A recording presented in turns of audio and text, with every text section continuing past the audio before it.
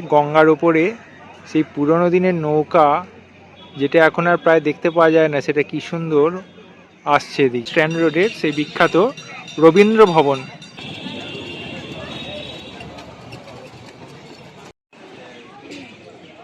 এটাই হচ্ছে সেই বিখ্যাত দুর্গাচরণ রক্ষিত ঘাট। দুর্গাচরণ রক্ষিত ঘাট নামাঙ্কিত হওয়ার কারণ হচ্ছে আমাদের স্বাধীনতা সংগ্রামী শহীদ কানাইলাল দত্তের সেই বিখ্যাত মূর্তিটি।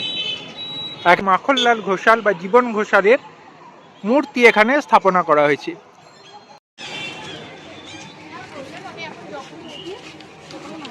একেবারে টাটকা ঘিয়ে ভেজানো লিট্টি এখানে পরিবেশন করা হয়। দেখতে পাচ্ছেন কেটে দেওয়া হলো, প্রথমে এর উপরে সুন্দর ঘি চলে গেল, ঘিয়ের পর এখানে যাচ্ছে আলু ভর্তা, তাই তো? আলু ভর্তা।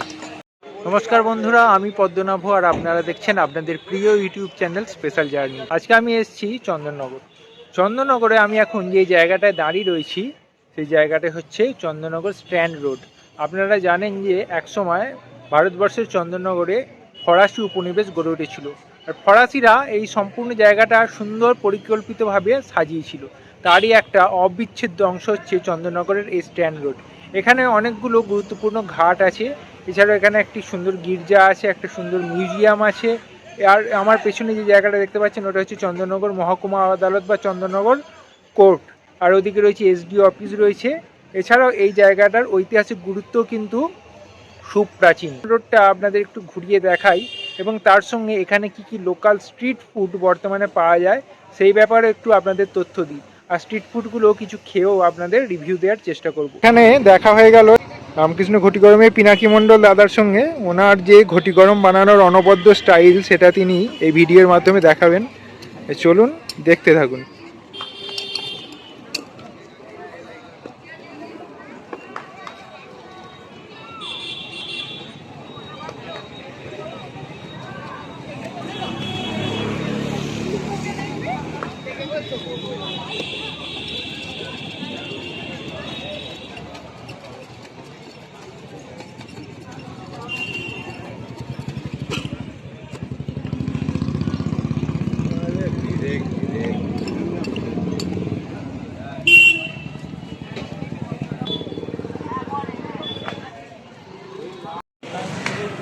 চন্দননগর স্ট্যান্ড রোডে এই যে রামকৃষ্ণ ঘটি গরমের বিখ্যাত পিনাকি মণ্ডল দাদার সঙ্গে দেখা হয়ে গেল। ওনার কাছ থেকে একটা ঘটি গরম নিয়েও নিলাম।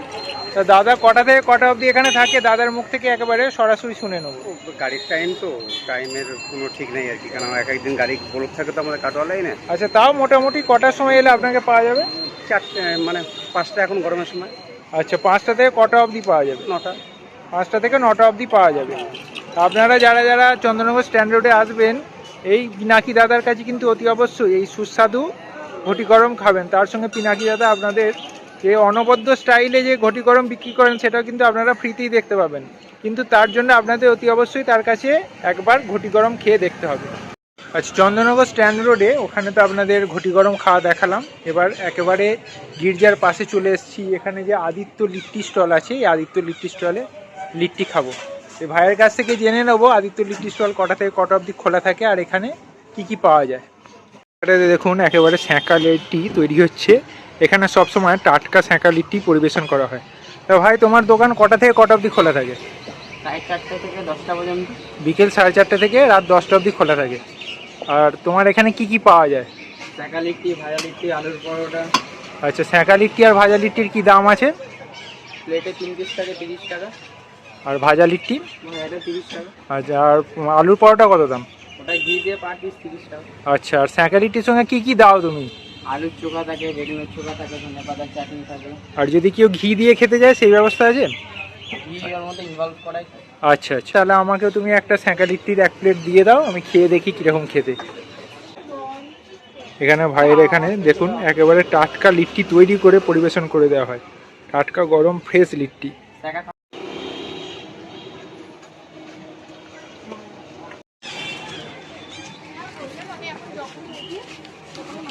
একেবারে টাটকা ঘিয়ে ভেজানো লিট্টি এখানে পরিবেশন করা হয়। দেখতে পাচ্ছেন কেটে দেওয়া হলো, প্রথমে এর উপরে সুন্দর ঘি চলে গেল, ঘিয়ের পর এখানে যাচ্ছে আলু ভর্তা, তাই তো? আলু ভর্তা। আলু ভর্তার পর এটা কিসের চাটনি আছে? ধনে পাতা। ধনিয়া পাতার চাটনি। এরপরে চলে যাচ্ছে বেগুন ভর্তা। বেশ, নিয়ে নিলাম একেবারে টাটকা লিট্টি চোখা। আদিত্য লিট্টি স্টলে একেবারে টাটকা লিট্টি নিয়ে নিলাম। এই দেখতে পাচ্ছেন, খেয়ে দেখি এবং এর স্বাদ কেমন সেটা আপনাদের বলছি।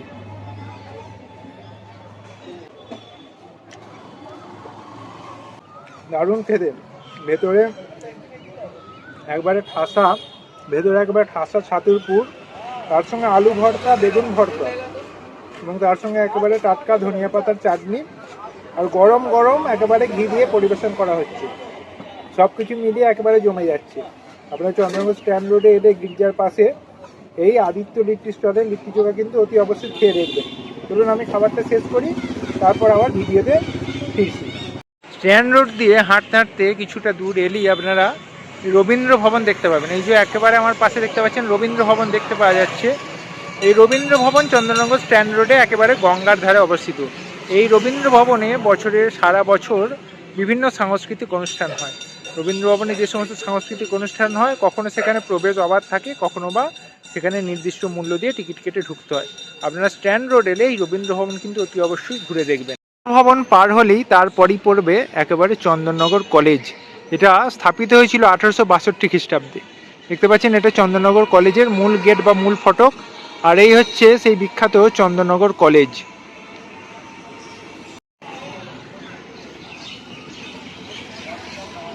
আমি এখন যে ঘাটটাতে দাঁড়িয়ে আছি স্ট্যান্ড রোডের, এটা হচ্ছে দুর্গাচরণ রক্ষিত ঘাট। এই ঘাটটা দুর্গাচরণ রক্ষিত ঘাট কেন বলা হয়েছে না, তার নামে নামাঙ্কিত হওয়ার কারণ হচ্ছে এই দুর্গাচরণ রক্ষিতজি এই যে পাশাপাশি এই জোড়া ঘাট দুটো আপনারা দেখতে পাচ্ছেন, এই দুটো ঘাট তিনি নির্মাণ করেছিলেন। এছাড়াও তিনি স্ট্যান্ড রোডের যে আধুনিক রূপায়ণ সেটা তিনি করেছিলেন। দুর্গাচরণ রক্ষিত ফ্রান্সে প্রথম বাঙালি হিসেবে লিজিও দা অনার সম্মানে ভূষিত হয়েছিলেন। আর দুর্গাচরণ রক্ষিত মহাশয় চন্দননগরের স্বাস্থ্য এবং আরও অন্যান্য বিভিন্ন পরিষেবায় নিজেকে নিয়োজিত করেছিলেন। এছাড়াও স্ট্যান্ডের যে আধুনিক রূপায়ণ এবং আধুনিক গঠন কার্য, সেখানে দুর্গাচরণ রক্ষিতের অবদান অনস্বীকার্য। দুর্গাচরণ রক্ষিত ঘাট, আর এই পাশে বিশাল বড় মা গঙ্গাকে দেখতে পাওয়া যায়। আর ওই পাশটা পাশাপাশি জগদ্দল, ব্যারাকপুর, পরপর এই শহরগুলো অবস্থিত। ওইখানে রয়েছে ফেরিঘাট, ফেরিঘাট ধরে আপনারা জগদ্দল, ব্যারাকপুর এই সমস্ত জায়গাগুলোতে যেতে পারবেন। দুর্গাচরণ রক্ষিতের স্মৃতি বিজড়িত ঘাটটি দেখে নেওয়ার পরেই আপনারা ঠিক রাস্তার একেবারে উল্টো দিকে এই পাশটায় চলে আসবেন। এখানে এসে আপনারা প্রথমেই যেটা দেখবেন সেটা হচ্ছে শহীদ কানাইলাল দত্তের, অর্থাৎ স্বাধীনতা সংগ্রামী শহীদ কানাইলাল দত্তের স্মৃতির উদ্দেশ্যে এই সুন্দর মূর্তিটা তার সম্মানে এখানে তৈরি করা হয়েছে। একেবারে রাস্তার মোড়ে এই শহীদ কানাইলাল দত্তের স্মৃতির উদ্দেশ্যে এই মূর্তিটা তার সম্মানের জন্য এখানে প্রতিষ্ঠা করে দেওয়া হয়েছে। দুর্গাচরণ রক্ষিত ঘাট, তার সামনেই আমাদের ভারতীয় স্বাধীনতা সংগ্রামী শহীদ কানাইলাল দত্তের মূর্তি, আর তার ঠিক পাশটাতেই আপনারা দেখতে পাবেন প্রচুর পরিমাণে স্ট্রিট ফুডের দোকান। এখানে ফুচকা রয়েছে, দই বড়া রয়েছে, পাপড়ি চাট রয়েছে, বিভিন্ন ফাস্টফুড রয়েছে। আপনারা একটা সন্ধ্যাবেলা এসে এই খাবারগুলো কিন্তু উপভোগ করতে পারেন। খেয়ে আপনাদের কিন্তু সন্ধ্যাটা খুব সুন্দর এই জায়গায় কাটবে, এটুকু বলা যেতেই পারে। স্ট্যান্ড রোডের ওদিক থেকে কিছুটা হাঁটলেই এখানে আপনারা খ্রিস্টান ধর্মাবলম্বীদের সুপ্রাচীন গির্জাটি এখানে দেখতে পাবেন।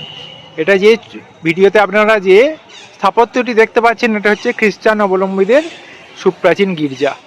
এই জায়গাটাতেই আরও এক স্বাধীনতা সংগ্রামী শহীদ মাখনলাল ঘোষাল বা জীবন ঘোষালের মূর্তি এখানে স্থাপনা করা হয়েছে। ওইদিকে আপনাদের দেখালাম শহীদ কানাইলাল দত্তের মূর্তি, আর এখানে রয়েছে শহীদ মাখনলাল বা জীবন ঘোষালের মূর্তি, যিনিও আমাদের স্বাধীনতা একজন সংগ্রামী ছিলেন। তাদের জন্যই তো আমরা আমাদের স্বাধীনতা পেয়েছি, তাদেরকে ভুললে তো আমাদের চলবে না। এই জিনিসগুলো এখানে কিন্তু আমার খুবই ভালো লাগছে। দেখুন বন্ধুরা, চন্দননগর স্ট্যান্ড রোডে গঙ্গার উপরে সেই পুরনো দিনের নৌকা, যেটা এখন আর প্রায় দেখতে পাওয়া যায় না, সেটা কি সুন্দর আসছে এদিকে। এই ধরনের নৌকা এখন খুবই কম দেখতে পাওয়া যায়। এখানে এসে এই ধরনের নৌকা দেখে পুরনো দিনের সেই স্মৃতি আরও একবার মনে পড়ে গেল। এ রয়েছে পুরনো দিকের নৌকা, আর এদিকে দেখুন যাচ্ছে একেবারে আধুনিক লঞ্চ। এটা চন্দননগর থেকে ব্যারাকপুরের দিকে যাচ্ছে। এই হচ্ছে লঞ্চ ঘাট দেখতে পাচ্ছেন, বা ফেরিঘাট। আর এইখান থেকে এই লঞ্চ ছাড়লো, এই লঞ্চ ঘাট বা ফেরিঘাট থেকে এই লঞ্চটা চলে যাচ্ছে সোজা ব্যারাকপুরের দিকে।